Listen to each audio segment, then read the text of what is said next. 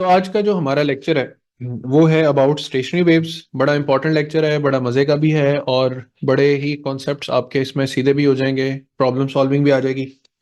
लेकिन stationary wave पे जाने से पहले हमें क्लियर करना है कॉन्सेप्ट ऑफ सुपरपोजिशन।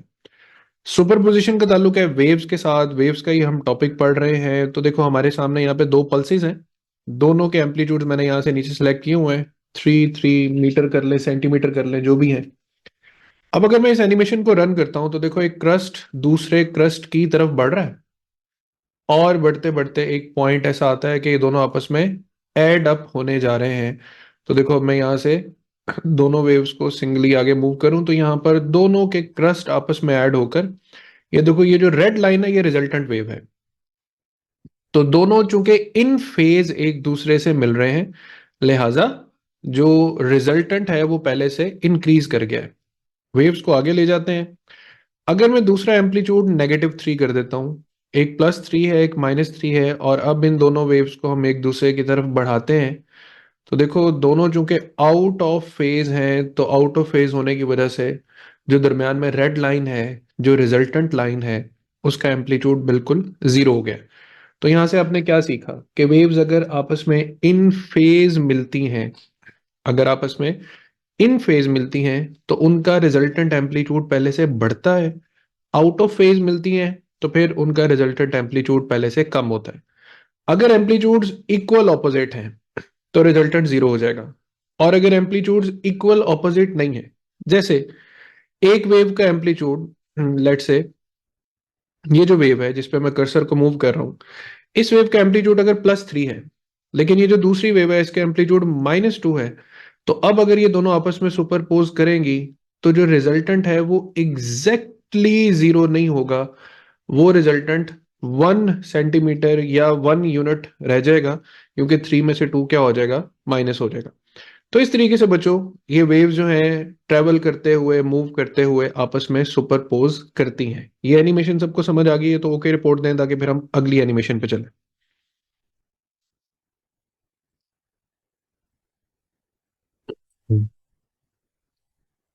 ओके, अब बढ़ते हैं आगे हम। नेक्स्ट एनिमेशन है वेव्स की रिफ्लेक्शन। रिफ्लेक्शन ऑफ वेव्स को एक नज़र हम समझते हैं। यहां पर मैं इस एनिमेशन को जरा जूम इन कर रहा हूं। हाँ जी, अब देखो इसमें क्या हो रहा है कि ये जो बाउंड्री यहाँ पर ब्लैक डॉट बना हुआ है, ये रिप्रेजेंट कर रहा है एक फिक्स बाउंड्री को। किसको रिप्रेजेंट कर रहा है? Fix boundary. फिक्स बाउंड्री को हम डेंस बाउंड्री भी कहते हैं। तो वेव जब यहां से रिफ्लेक्ट हो रही है तो गौर से देखो कैसे रिफ्लेक्ट हो रही है कि क्रस्ट बनकर आ रही है, क्रस्ट बनकर आ रही है। और चूंकि वो इस पार्टिकल के मीडियम्स को मूव नहीं करवा पा रही, इसलिए एक्शन और रिएक्शन के नतीजे में वो ट्रफ बन के वापस जा रही। चीजों को कॉम्प्लेक्स किए बगैर यू हैव टू रिमेंबर कि जब वेव किसी फिक्स बाउंड्री से रिफ्लेक्ट हो तो उसका फेज 180 डिग्री से चेंज हो जाता है। स्टेशनरी वेव्स में ये बड़ी इंपॉर्टेंट कंडीशन है, क्योंकि दो फिक्स पॉइंट्स के दरमियान ही वेव को रिफ्लेक्ट होना होता है बार बार। तो वेव अगर किसी फिक्स बाउंड्री से रिफ्लेक्ट होगी बच्चों, कितना फेज चेंज आएगा उसमें? 180 डिग्री का। क्रस्ट किस में चेंज हो जाएगा? ट्रफ में। लेकिन ऑन द अदर हैंड, अगर हमारे पास एक ऐसी बाउंड्री है, जैसे यहां पर हमारे पास एक एनिमेशन आ रही है कि क्रस्ट आ रहा है और ये जो पार्टिकल है ये मूवेबल है।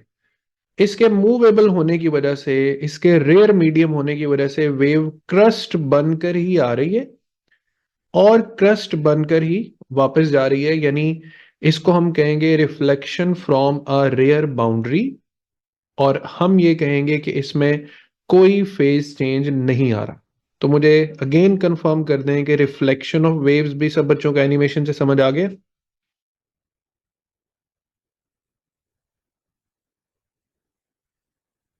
ठीक है, अब हम चलते हैं तीसरे पॉइंट पर। वेव्स आपस में जब सुपरपोज करती हैं तो सुपरपोजिशन के नतीजे में 3 तरह के फिनोमिना सामने आते हैं। ठीक है, वो 3 तरह के फिनोमिना बच्चों ये आते हैं। यहाँ पे आपको स्क्रीन पे एनिमेशन नजर आ रही है, यहाँ पर देखें बच्चों। सुपरपोजिशन 3 तरह का हो सकता है। दो वेव्स हो, सेम फ्रीक्वेंसी हो, सेम डायरेक्शन हो, तो वो आपस में करती हैं इंटरफेयर। यहाँ पे लेट से मैं कंस्ट्रक्टिव इंटरफेरेंस की एनिमेशन प्ले कर लूं और इसको जरा स्लो मोशन में ले आऊं।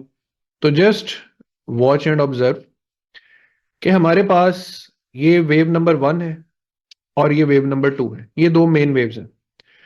हम पढ़ेंगे there are two waves having same frequency travelling in the same direction. तो देखो इन दोनों के एड अप होने से यहां पर हमारे पास ये रिजल्टेंट वेव बन रही है 1+2। ठीक है, तो ये कौन सा इंटरफेरेंस हो रहा है? कंस्ट्रक्टिव, क्योंकि क्रस्ट के सामने क्रस्ट है, ट्रफ के सामने ट्रफ है, इंटरफेरेंस हो रहा है कंस्ट्रक्टिव। दूसरी तरफ अगर मैं डिस्ट्रक्टिव पे क्लिक करता हूं, लेट से इसको स्लो मोशन में ले जाते हैं, तो अब देखो अब क्या हो रहा है।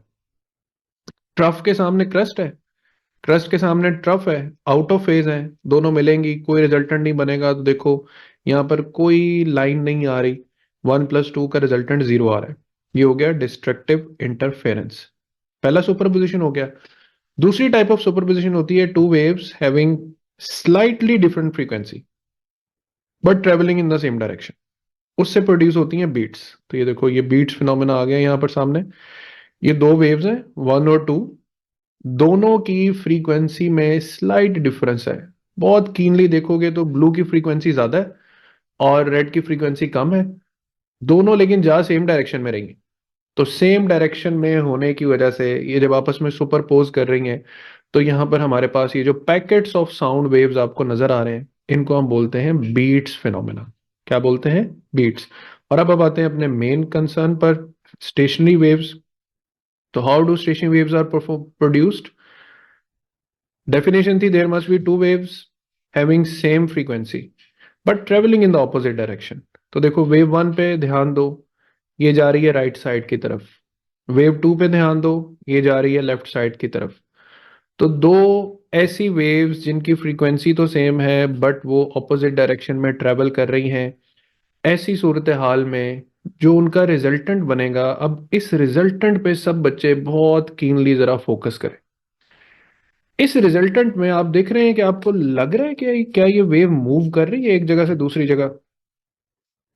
मुझे तो ऐसे लग रहा है कि सिर्फ इसमें एक दफा वेव ऊपर जा रही है, फिर वहीं से होके नीचे आ जाती है, और फिर मुझे ये भी नजर आ रहा है कि इसके कुछ पॉइंट्स ऐसे हैं जो हरकत कर ही नहीं रहे। ये पॉइंट्स जिन पे मैं कर्सर मूव कर रहा हूं, these are the points which suppose to be at rest. तो ये जो पॉइंट्स हैं जो स्टेशनरी वेव में फिक्स्ड पोजीशंस पर रहते हैं, आप सबको भी पता है ना इसको क्या कहते हैं, इनको नोड पॉइंट्स कहते हैं। और वो पॉइंट्स जो स्टेशनरी वेव में मैक्सिमम एम्पलीट्यूड अटेन करते हैं, उनको हम कहते हैं एंटी नोड पॉइंट्स। क्या बोलते हैं? Anti node points. So points of maximum displacement anti nodes, points of zero displacements are called nodes. और एक नोड से दूसरे नोड के दरमियान आप गौर से देखें, तमाम पार्टिकल्स एक साथ जीरो हो रहे हैं, एक साथ अपनी अपनी मैक्सिमम वैल्यू अटेन कर रहे हैं। तो स्टेशनरी वेव में तमाम पार्टिकल्स का जो मोशन होता है वो इन फेज मोशन होता है। तो ये हमारे पास बन रही है बच्चों कौन सी वेव? Stationery waves. ये एनिमेशन भी क्लियर हो गई है? तो ओके रिपोर्ट जरा जल्दी से, फिर अगली एनिमेशन पे चलते हैं।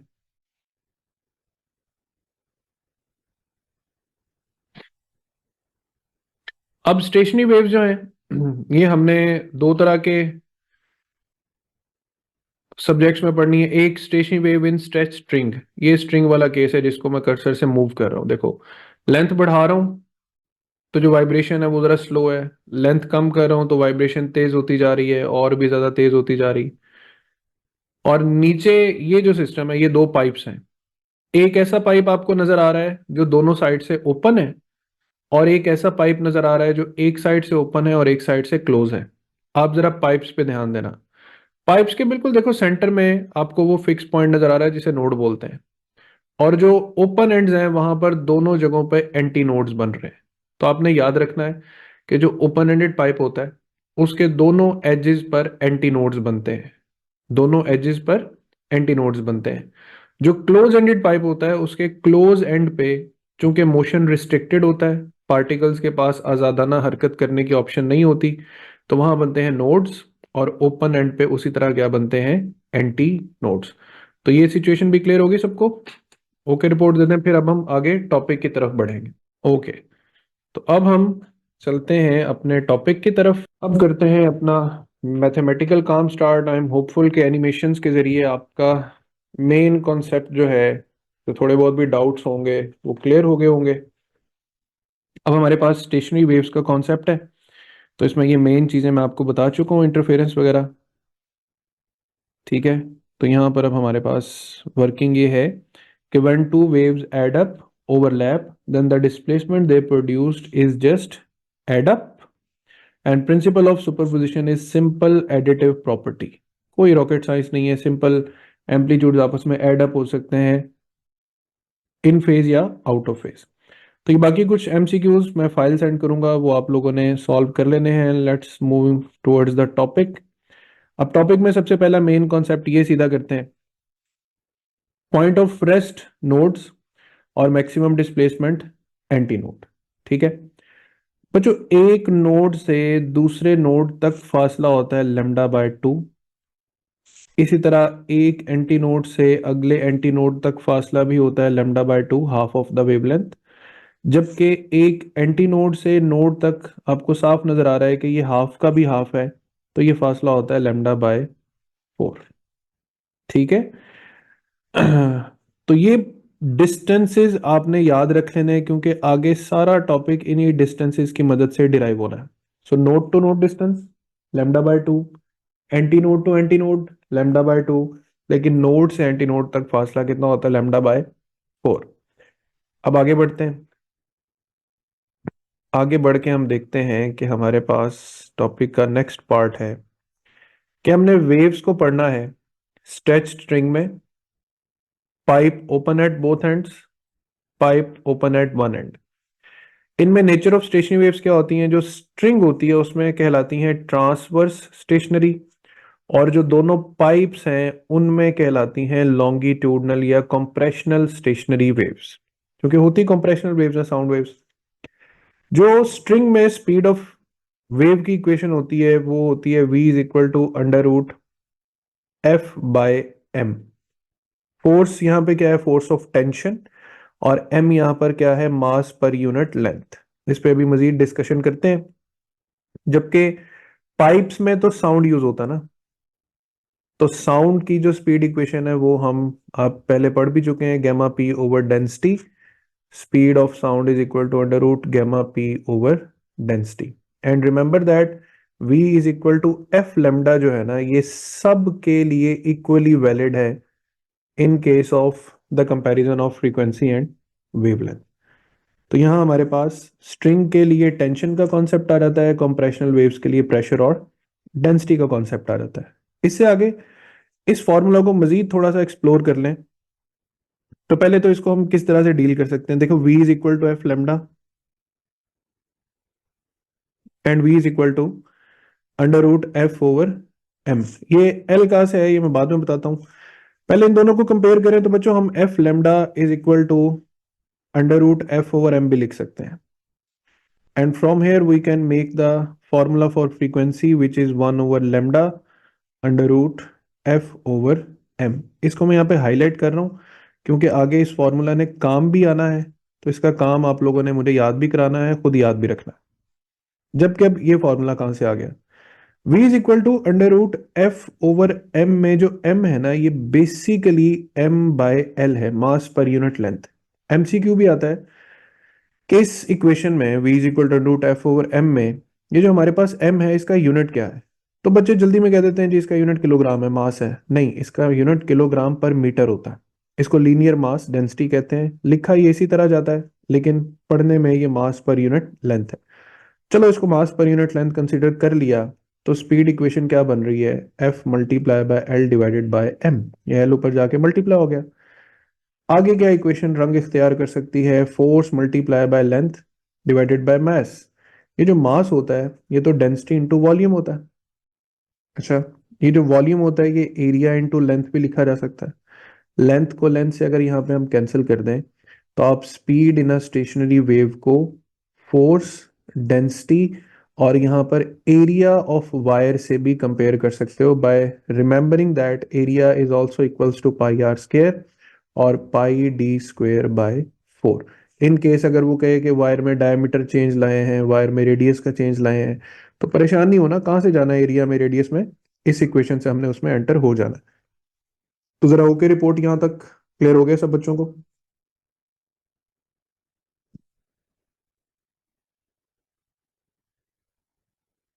ठीक है।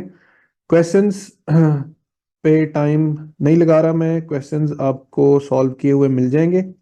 मैं आपको मेन कॉन्सेप्ट्स पे रखता हूँ।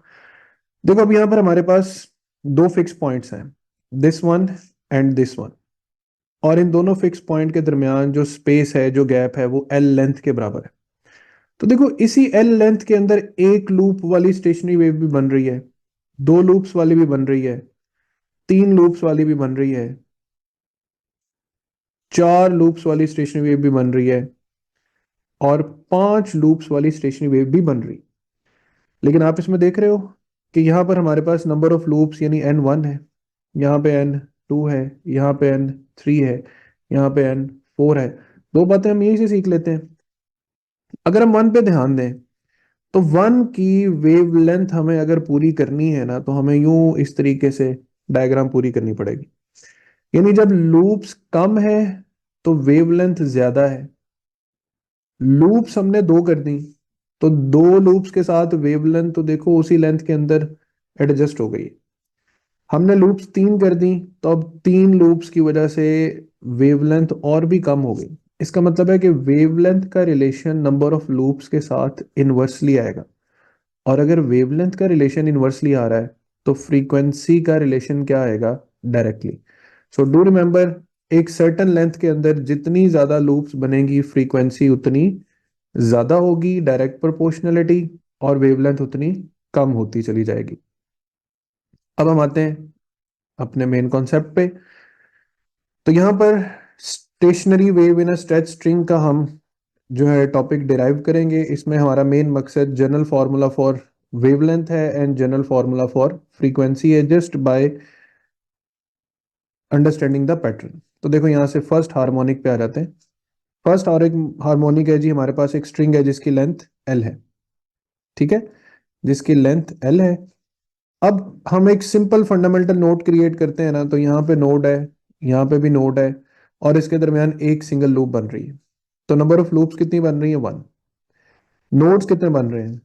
वन नोड, टू नोड, तो टू नोड्स हो गए। एंटी नोड्स कितने बन रहे हैं? एंटी नोड तो एक ही बन रहा है जी, ये एंटी नोड हो गया।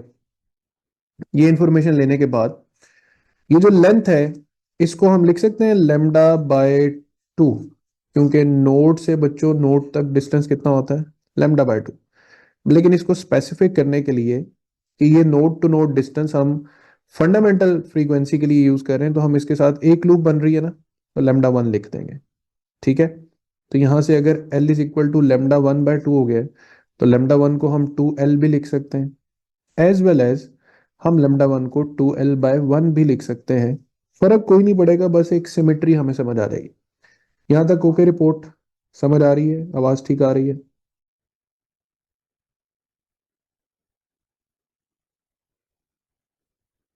ओके। तो देखो फ्रीक्वेंसी वन जो है वो हम क्या लिखेंगे? V by lambda one. V तो वी रहा, लेमडा वन क्या हो गया? Two L. अब आपको अगर याद हो, थोड़ी देर पहले मैंने लिखा था कि जो वी होता है वो तो under root F over M भी होता है स्ट्रिंग के लिए, और साथ क्या आ रहा है? One by two L. तो देखो बच्चों, एफ वन के लिए हमारे पास एक formula one by two L under root F over M भी बनता है, और ये वन इसी वन की वजह से आ रहा है। अगर ये टू हो जाएगा तो यहाँ पर टू भी आएगा, अभी देखते जाना कैसे आएगा। अब आ जाते हैं सेकंड हार्मोनिक पे। सेकंड हार्मोनिक में पहला नोड, दूसरा नोड, तीसरा नोड, तो नोड कितने नजर आ रहे हैं? तीन, जबकि लूप्स टू हैं और एंटी नोड्स भी टू हैं। How we will write its length? देखो पहले नोड से दूसरे नोड तक फासला लेमडा बाय टू, दूसरे नोड से तीसरे तक फासला वो भी लेमडा बाय टू। लूप्स कितनी बन रही है? टू, तो इसको हम लेमडा टू का नाम दे देंगे। यानी ये हमारे पास बन गया two lambda two by two. आपने टू को फिलहाल टू से कट नहीं करना। क्यों नहीं करना बताता हूं। अब लेमडा टू की इक्वेशन बनाए तो वो क्या बन जाएगी? Two L divided by two. अब हमें सिमेट्री समझ आ जाएगी कि जो लेमडा वन है वो two L divided by one है, lambda two 2L divided by 2 है, तो मेरे बच्चों लेमडा 3 क्या हो जाएगा? 2L divided bye 3। लेमडा 4 क्या हो जाएगा? 2L divided bye 4। लेमडा 5 क्या हो जाएगा? 2L divided bye 5। यानी ऊपर 2L कंसिस्टेंट हो जाएगा, नीचे गिनती चलती रहेगी 2L by 3, 4, 5, 6 and so on. So यहां से हम वेवलेंथ का जनरल फॉर्मूला डिड्यूस कर सकते हैं, 2L divided bye n। Okay, report चाहिए जल्दी से, समझ आ गया सबको?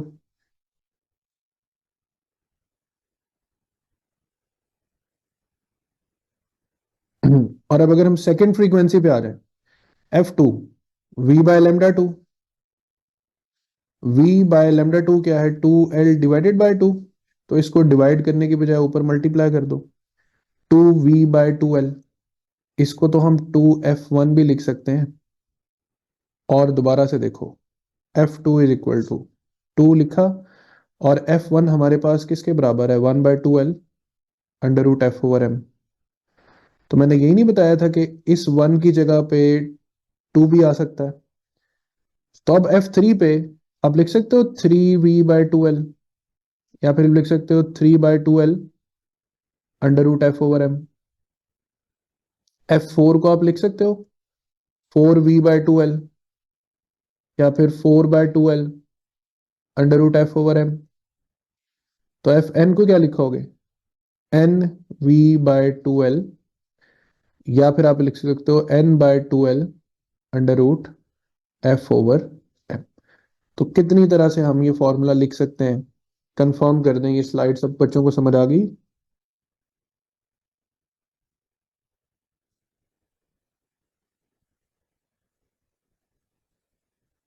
ठीक है, आगे बढ़ते हैं। फंडामेंटल फ्रीक्वेंसी, एक हमारे पास स्ट्रिंग है, उसकी फंडामेंटल 100 हर्ट्ज है, तो उसकी सेकंड हार्मोनिक बच्चों क्या हो जाएगी? 2F1, यानी 200। थर्ड हार्मोनिक क्या हो जाएगी? 300। Fourth harmonic 400। Fifth harmonic 500। सो हमारे पास ये सारी जो सीरीज है, F1, F2, F3 and so on, ये सारी की सारी क्या कहलाती है? Harmonic series. ये सारी की सारी क्या कहलाती है? Harmonic series. अब आप सब बच्चे इस स्लाइड पे एक बात पे ध्यान दें कि हमारे पास ये सारी डेरिवेशंस असल में एक वजह से आई हैं कि जो लेंथ है वो λ/2 से चल रही। तो λ/2 अगर यहाँ पर आंसर आ रहा है ना, तो नीचे सारे जो आंसर्स डेवलप हो रहे हैं वो λ/2 की वजह से हो रहे हैं, क्योंकि उसी ने तो लेंथ को डिफाइन किया। अब अगर हम आगे आए और आगे आकर हम ओपन एंडेड पाइप की बात करें, ये हमारे पास ओपन एंडेड पाइप है। तो ओपन एंडेड पाइप में देखो बच्चों, हमने कहा था कि सेंटर में नोड बन रहा है, और पहला पहला एंटी नोड और एंटी नोड। तो यहाँ पर हमारे पास जो लूप्स बन रही हैं, लेट्स कंसीडर देम 1। नोड्स कितने बन रहे हैं? 1। और एंटी नोड्स कितने बन रहे हैं? 2। अब पाइप की लेंथ कितनी है? एंटी नोड से एंटी नोड तक डिस्टेंस कितना होता है? λ/2। लूप्स कितनी? 1। तो यहाँ पर हमारे पास लैम्डा भी 1 आ जाएगा। यहाँ से λ1 क्या बनेगा? 2L, या फिर 2L डिवाइडेड बाय 1। तो ये तो वही सीक्वेंस नहीं चल पड़ा? F1 क्या आ जाएगा? V/2L। ठीक है, F2 क्या आ जाएगा? 2V/2L। और λ2 क्या आ जाएगा? 2L divided by 2। λ3 क्या आएगा? 2L divided bye 3। λ4 क्या आ जाएगा? 2L divided bye 4। और कहानी चलती रहेगी अनटिल अनलेस कि आप फिर से लिख देंगे λn is equal to 2L/n, और Fn क्या हो जाएगा? NV/2L। बट एक बहुत बड़ा फर्क आ जाएगा। यहाँ पर जो V है वो जस्ट आप V ही यूज करेंगे, इसको आप √F/m नहीं यूज करेंगे, क्योंकि आप पाइप को डील कर रहे हैं। और पाइप में ये फोर्स ऑफ टेंशन और मास पर यूनिट लेंथ का कोई काम नहीं है, ये स्पीड ऑफ साउंड है जो मोस्टली आपको न्यूमेरिकल्स में 350 मीटर्स पर सेकेंड, 340 मीटर पर सेकेंड प्रोवाइड कर दी जाती है। तो इस स्लाइड पर ज्यादा डिटेल में जाने की बजाय अगर सीक्वेंस ही समझ आ गया है तो गुजारा हो जाएगा ना हमारा। ठीक है, सेम फॉर्मूलाज बनेंगे, और इसमें भी अगर हमारे पास लेट से फंडामेंटल 100 है, तो F2 200, 300, 400, 500 इसी तरह चलेंगे, और कोई फ्रीक्वेंसी मिसिंग नहीं होगी। नो मिसिंग हार्मोनिक, कोई मिसिंग हार्मोनिक नहीं है, तो फिर अब आते हैं क्लोज एंडेड पाइप पर। क्लोज एंडेड पाइप पे हमारा ध्यान जरा ज्यादा होना चाहिए। लेट्स से यहाँ पे लूप बन रही है 1। अब देखो, ओपन एंड पे क्या बनेगा, एंटी नोड। क्लोज एंड पे क्या बनेगा, नोड। ये हमारे पास लेट्स से फर्स्ट हार्मोनिक है। तो नोड भी एक है, एंटी नोड भी एक है, लूप भी फिलहाल एक ही कंसीडर कर सकते हैं हम। तो बच्चों लेंथ को क्या लिखेंगे, हम लिखेंगे ना लेमडा बाय 4।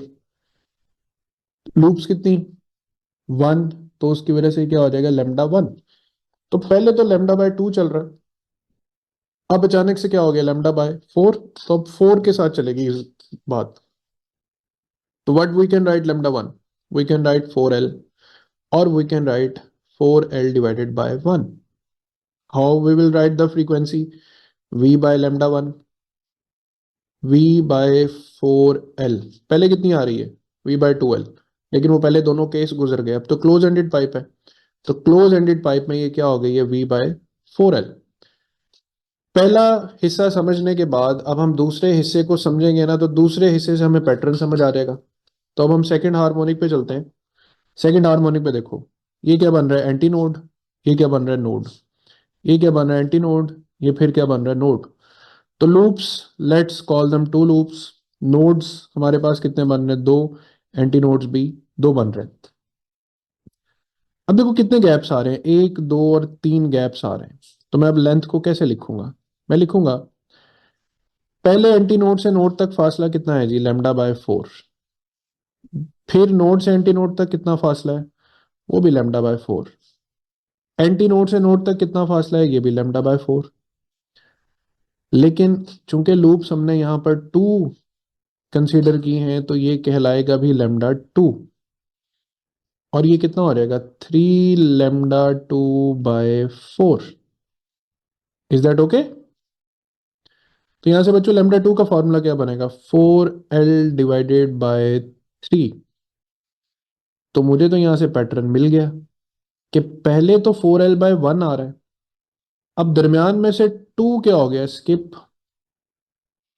और बात सीधी 4l/ किस पे चलेगी, 3 पे। तो लेमडा 3 को हम क्या लिखेंगे, 4l/, किसको स्किप करेंगे, 4 को स्किप करेंगे। यहाँ पे क्या आ जाएगा, 5। 5 के बाद 4l/ क्या आएगा, 7। इसके बाद क्या आएगा, 4l/9। इसके बाद क्या आएगा, 4l/11 एंड सो ऑन। तो हमारे पास यहां पर तो सिर्फ और सिर्फ कौन से नंबर्स आ रहे हैं, ऑड नंबर्स। ऑड नंबर्स आ रहे हैं। तो F1 अगर हमारे पास 1v/4l है, तो F2 3v/4l हो जाएगा। F3 क्या हो जाएगा, 5v/4l। इसके बाद जो नेक्स्ट होगा वो 7v/4l। इसके बाद नेक्स्ट क्या होगा, 9v/4l। तो हम यहाँ पर कहेंगे कि हमारे पास जो लेमडा एन है वो 4l/n है, बशर्ते के n जो है वो 1, 3, 5, 7 एंड सो ऑन हो।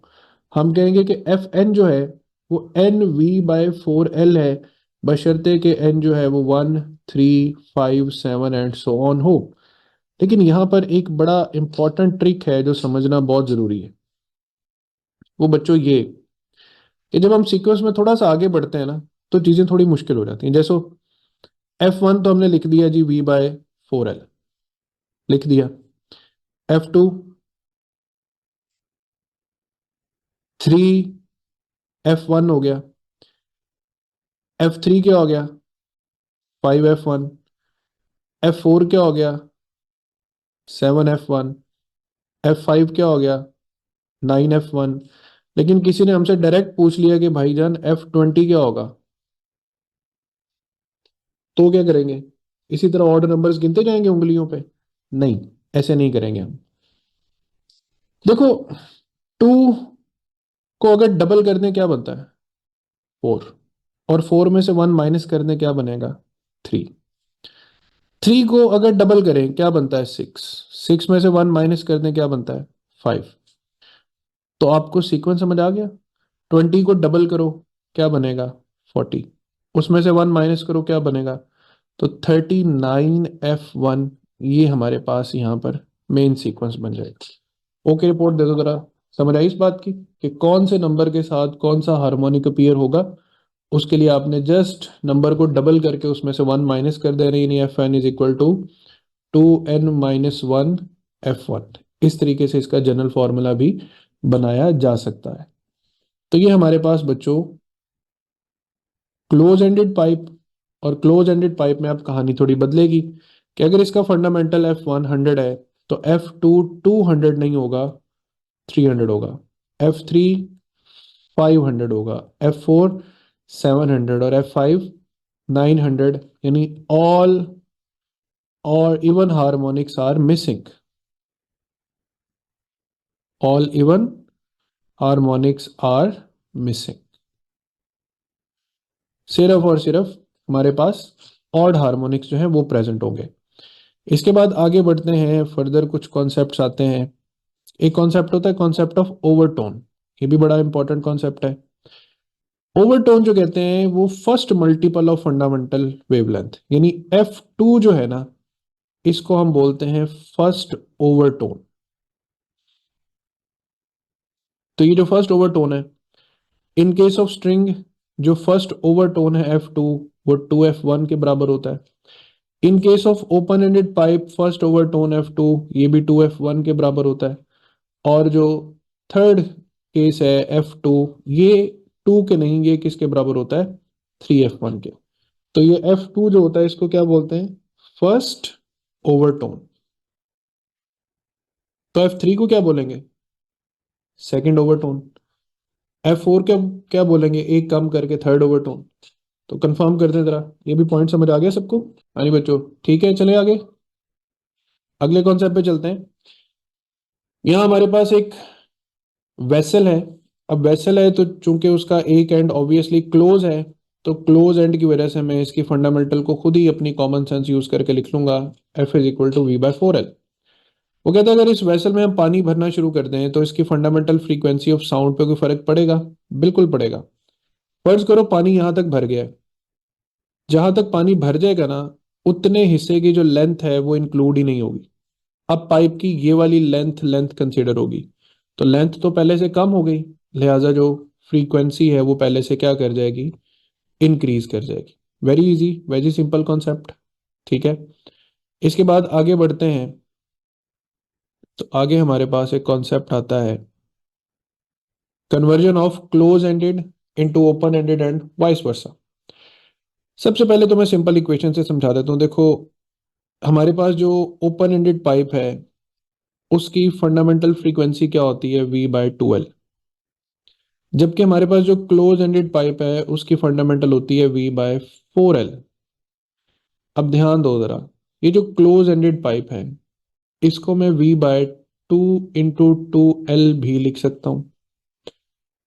तो हमारे पास ये जो V/2L है ये तो ओपन एंडेड पाइप की फ्रीक्वेंसी होती है, और ये किस पे डिवाइड हो रही है? 2 पे। So that is the relation between F close and F open with a fundamental note. Formula की समझ आई है? आगे इस्तेमाल बताता हूं मैं कैसे करना है। फॉर्मूला तक कंफर्म कर दो जरा मुझे, ठीक है? अब देखो, सवाल ये आएगा कि फॉर एग्जांपल हमारे पास एक ओपन एंडेड पाइप है जिसकी फंडामेंटल फ्रीक्वेंसी 100 हर्ट्ज है। मुझे जरा बताओ इसका F2 क्या होगा और F3 क्या होगा?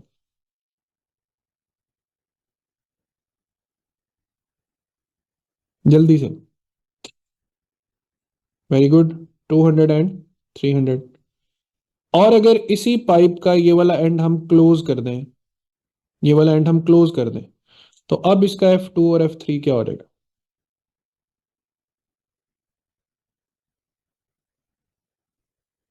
अब अगर आपने 300 और 500 आंसर दिया तो आपका आंसर गलत हो जाएगा।